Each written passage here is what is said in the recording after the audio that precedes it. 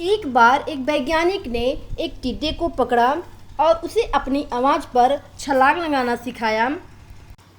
और वैज्ञानिक टिड्डे से कहता, कूदो। टिड्डा उसकी आवाज़ सुनते ही जोर से छलांग लगा देता। अब वो वैज्ञानिक था तो प्रयोग तो करना बनता ही था। उन्होंने टिड्डे की छलांग पर प्रयोग किया। वैज्ञानिक ने उनकी एक टांग तोड़ दी और फिर बोला, कूदो। अब टिड्डे की छलांग की दूरी कम हो गई। वैज्ञानिक ने उनकी दूसरी टांग तोड़ दी और फिर बोला, कूदो। टिड्डे की छलांग और कम हो गई।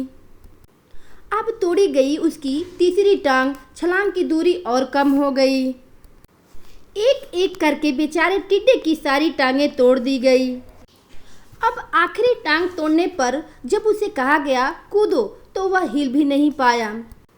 अब वैज्ञानिक ने अपना निष्कर्ष अपनी डायरी में लिखा। जानते हो उसने क्या लिखा? जब एक टिड्डे की टांग तोड़ी गई तो वह थोड़ा बहरा हो गया।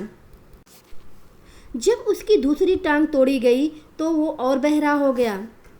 हर टांग टूटने के साथ वो और बहरा होता गया। और सारी टांग टूटने के बाद वह बिल्कुल बहरा हो गया।